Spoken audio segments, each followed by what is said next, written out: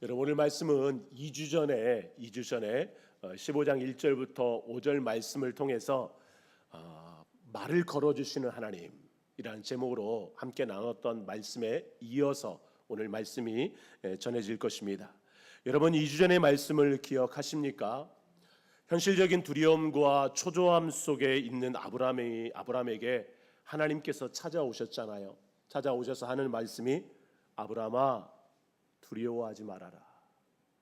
나는 너의 방패요, 너의 큰 상급이다 라고 하시면서 아브라함의 손을 이끌고 텐트 밖으로 나오셔서 밤하늘에 떠있는 무수히 많은 별들을 보여주시며 아브라함아, 너의 자손들을 내가 저 별처럼 많아지게 할 거야 라고 약속하셨습니다.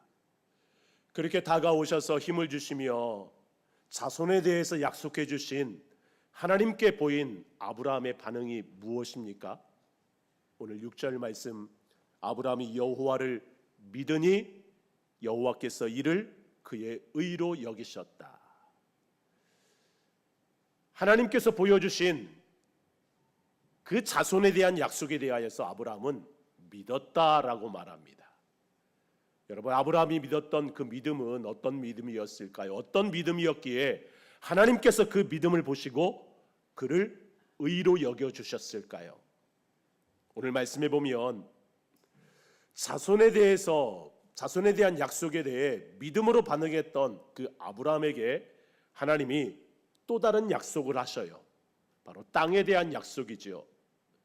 여러분, 이것은 아브라함을 통해서 하나님께서 민족을 만들어가고 더 나아가서 하나님의 나라를 만들어 가시려는 하나님의 계획 속에서 지금 하나님이 약속하시는 거죠.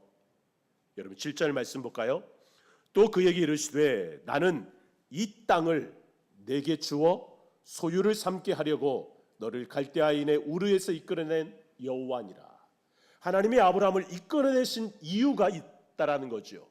그 이유는 바로 아브라함을 통해서 하나님께서 하나님의 꿈을 이루시기 위한 그 계획이 지금 이루어지고 있는 그 시점인 것입니다. 그렇다면 여러분, 이 말씀을 듣는 아브라함은 어떤 반응을 보여야 할까요? 밤하늘에 무수히 많은 별들을 보여주시면서 너의 자손도 이와 같이 많게 해주시라는 그 하나님의 약속에 대해서 아브라함은 믿음으로 반응했습니다. 그렇다면 땅에 대한 약속 또한 믿음으로 반응해야 되지 않겠습니까?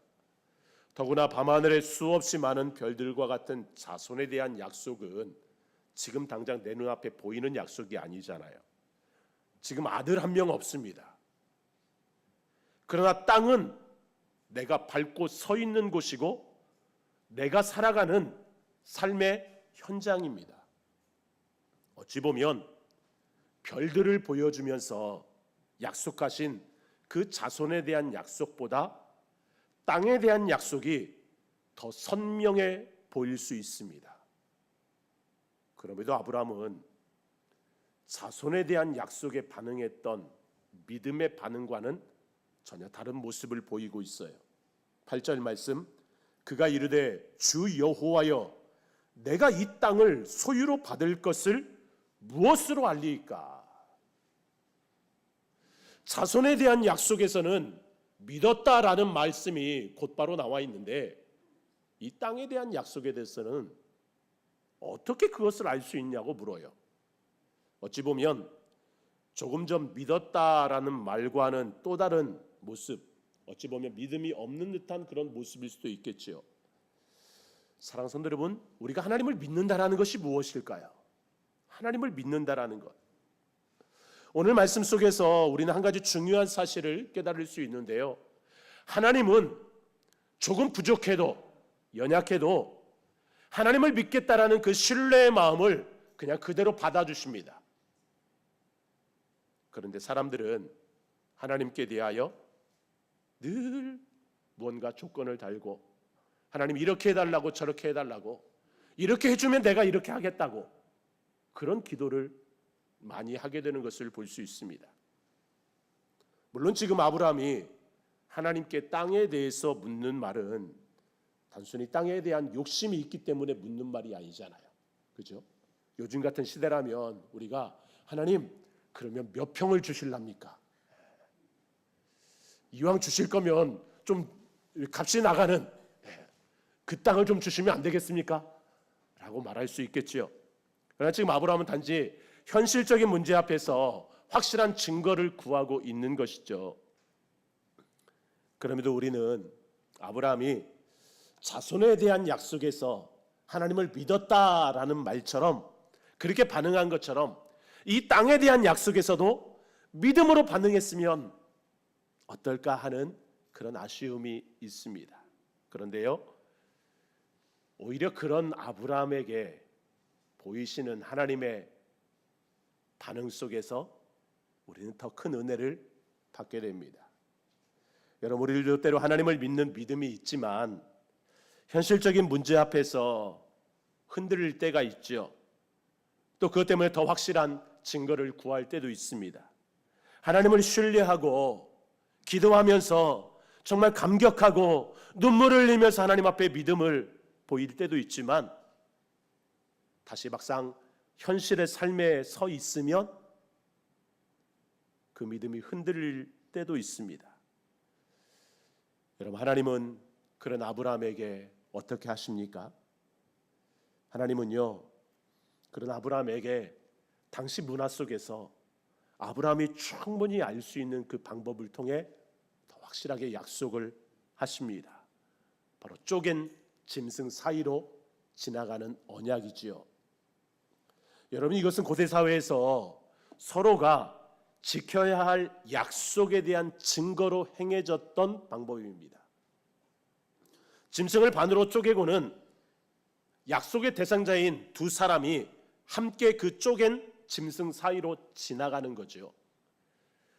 만약 둘 중 누군가가 약속을 어기게 되면 이 짐승처럼 될 것이라는 것을 보여주는 것이고, 그렇기 때문에 반드시 죽을지언정 이 약속만큼은 지켜야 된다라는 그런 의지와 각오를 나타내는 것이 바로 이 쪼갠 짐승 사이로 지나가는 언약입니다. 하나님은 그렇게 아브라함이 충분히 알 수 있는 방법을 통해서 이제 확실한 언약을 주시려고 했습니다. 그래서 아브라함에게 짐승을 준비하라고 하십니다. 오늘 말씀해 보니까 3년 된 암소, 3년 된 암염소, 3년 된 순양, 산비둘기, 칡비둘기를 준비하래요. 온갖 종류의 짐승들을 이제 준비하게 되죠. 하나님의 말씀을 따라서 그 짐승을 준비하고 짐승을 죽여야 됩니다. 또 반으로 쪼개야 돼요. 여러분, 그런 짐승을 죽이고 반으로 쪼개는 그런 일을 아브라함이 직접 해야 되잖아요. 그렇다면 그렇게 짐승을 잡고 반으로 쪼개는 아브라함의 마음에 어떤 생각이 들었을까요? 물론 성경에는 자세하게 기록하고 있지 않지만 아브라함은 지금 하나님께서 확실한 증거를 보여주시겠다라는 그 약속 속에 이것을 행하고 있어요. 정성을 다해서 그 짐승을 준비하지 않겠습니까? 뿐만 아니라 이 쪼갠 짐승 사이로 지나가는 언약이 어떠한 언약인지를 알고 있기 때문에, 그 의미를 알고 있기 때문에 아브라함의 마음에는요, 두려움도 있을 수 있습니다. 그런데 문제는 그렇게 하나님의 말씀을 따라서 짐승을 잡고 짐승을 반으로 쪼개어 다 준비해 놨습니다. 준비했어요. 그럼 하나님이 나타나셔서 말씀하셔야 되잖아요. 근데 하나님이 나타나지 않습니다. 오늘 말씀에는 참 재미있는 표현이 하나 있는데요. 11절에 보면 솔개가 그 사체 위를 내릴 때에는 아브라함이 쫓았더라라는 말씀이 있어요. 하나님이 나타나지 않아요. 여러분, 우리도 그럴 때 있잖아요. 정말 간절하게 구하고 하나님의 응답을 구하면서 기다리는데 하나님의 응답이 없어요. 기도 가운데, 말씀 가운데 확신이 있습니다. 그런데 그 이후에 아무것도 없어요. 짐승을 잡고 반으로 쪼개어서 준비해놨는데 하나님의 응답이 없어요. 아브라함은 초조하기 시작합니다. 설계를 쫓으면서 하루 종일 왜 나타나지 않으실까? 왜 말씀하지 않으실까? 하나님은 나타나지 않고 죽은 짐승을 노리는 솔개만 나타날 뿐이에요. 솔개를 쫓으면서 하루 종일 긴장감으로 하나님을 기다리고 기다립니다. 어느덧 해가 뉘엿뉘엿 지어가요. 하나님 나타나지 않아요. 그런 긴장감과 두려움 속에 아브라함은 깊은 잠에 빠지죠. 어쩌면 쪼그리고 앉아서 두려운 마음을 그대로 간직한 채 잠들어 있는 그 아브라함의 모습일지도 모르겠습니다. 그런 아브라함에게 하나님이 나타나셔요. 그런데 하나님이 나타나셔서 하신 말씀이 뭐냐면, 해질 때에 아브라함에게 깊은 잠이 임하고 큰 의감과 두려움이 그에게 임하였더니 여호와께서 아브라함에게 나타나 말씀하시되, 뭐라고 말씀하셔요? 너는 반드시 알라. 반드시 알라. 아브라함이 그렇게 물어봤잖아요. 하나님, 어떻게 할 수 있어요? 그 약속 어떻게 할 수 있어요? 근데 하나님이 말씀하셔요. 반드시 알라라고 말씀하시면서 아브라함 너의 자손을 통해서 내가 어떤 일을 행할지를 내가 알려줄게. 앞으로 수백 년 수천 년 뒤에 있을 일들을 하나님이 쭉 말씀하셔요.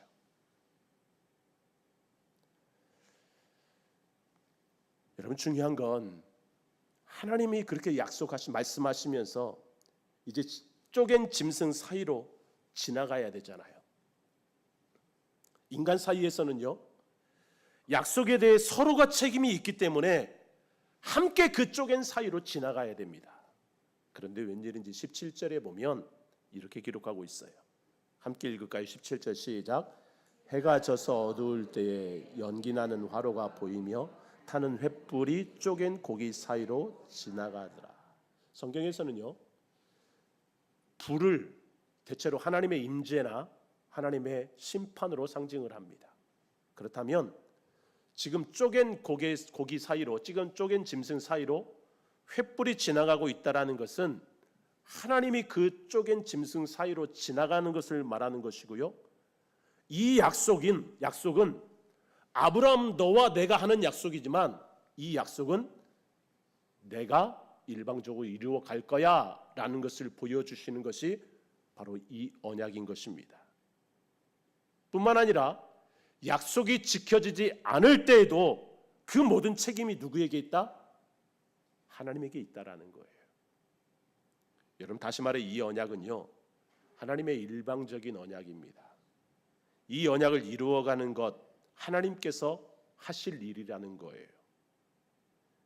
이 일에 대하여서 아브라함이 할 일은 아무것도 없다라는 것입니다. 18절에서도 보면 그날에 여호와께서 아브라함과 더불어 언약을 세우셨다라는 말씀을 통해서 이 언약의 주체가 누구라는 거예요? 하나님이라는 겁니다. 여러분, 하나님은 아브라함에게 언약에 대한 책임을 요구하지 않으셨고 온전히 하나님께서 홀로 그 언약을 이루시겠다라는 증거로 그 쪼갠 고기 사이로 지나가셨습니다. 여러분, 아브라함의 입장에서 보면은요, 하나님만이 쪼갠 짐승 사이로 지나간 이것은요, 은혜입니다. 은혜. 왜요? 우리가 성경을 통해서 아브라함의 모습을 보잖아요. 이후에 아브라함이 어떤 행동들을 하는지를 우리가 보잖아요. 여러분, 만약 아브라함이 함께 쪼갠 고기 사이로, 그 짐승 사이로 아브라함도 지나갔다면 아브라함은 죽어야 돼요. 아브라함을 통해서 이루시려는 하나님의 계획 또한 얼마 못 가 수포로 돌아갈 것입니다.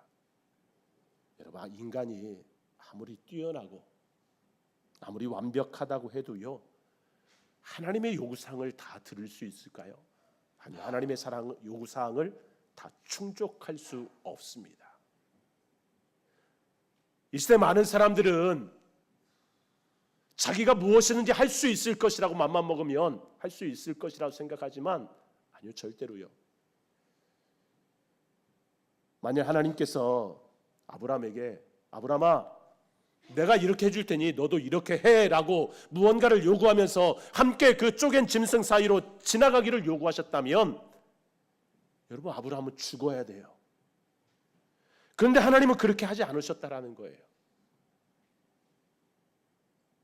여러분, 그날에 아브라함과 더불어 언약을 세우셨다는 이 18절의 말씀은 인간의 의지와 행위에 달린 언약이 아니라는 것을 선포하는 말씀과 동시에 오직 하나님께서 홀로 이루어 가시는 언약이고, 그것이 아브라함에게는 은혜라는 것을 선포하는 말씀이 바로 그날에 아브라함과 더불어 언약을 세우셨다라는 말씀입니다. 여러분, 이것은 이 시대 예수님을 믿어서 하나님의 자녀가 된 우리들에게도 마찬가지입니다. 우리 안에는요, 구원을 이룰 만한 어떤 능력이나 언약을 지킬 만한 힘이 없습니다. 하나님께서 언약을 세우셨고 하나님께서 자신의 아들을 죽이심으로 그 언약을 이루어 주셨어요. 결국 오늘 본문에 나타난 하나님의 언약은 아브라함 개인을 향한 하나님의 언약이기도 하지만, 이 언약은 장차 예수님을 통해서 이루실 그 십자가의 언약을 보여주시는 것이고요, 이 시대 우리들이 그 언약의 은혜를 받고 있다라는 것입니다. 그렇기 때문에 6절에 아브라함이 하나님을 믿었고 하나님께서 그것을 의로 여기셨다라는 말씀 또한 그 믿음의 근거가 아브라함을 의롭게 했다라는 것이 아니라, 부족함에도 그래도 하나님을 신뢰하는 그 모습 속에서 하나님께서 아브라함을 의롭게 여겨주신 것이고, 이것을 사도 바울은 로마서에서 이렇게 기록하고 있어요. 그런즉 육신으로 우리 조상인 아브라함이 무엇을 얻었다 하리요? 만일 아브라함이 행위로서 의롭다 하심을 받았으면 자랑할 것이 있으려니와 하나님 앞에서 자랑할 것이 있다 없다? 없다라는 거예요. 없다라는 거예요. 여러분, 믿음은 내가 하나님을 붙잡는 게 아니에요. 우리는 하나님 앞에서 내가 무언가를 자꾸만 하려고 해요. 여러분, 믿음은 하나님께서 나를 붙잡아 주심을 신뢰하며 나아가는 겁니다. 우리는 때로 하나님을 신뢰한다고 말하면서도 현실적인 문제 앞에서, 현실적인 삶에서 날마다 흔들리고 두려워하고 힘들어합니다. 눈물을 흘리며 기도했던 자리에서는 하나님을 향한 확신이 있어요. 그런데 막상 삶의 자리로 돌아가면 그 삶의 무게 앞에서 두려워하고 초조해합니다.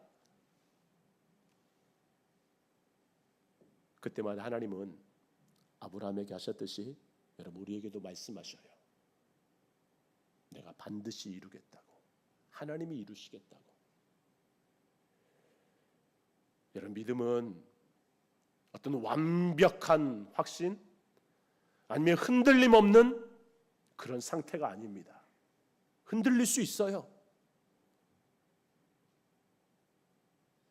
믿음은요, 흔들릴지라도 여전히 하나님 바라보는 것이고요, 하나님 그거 어떻게 할 수 있습니까?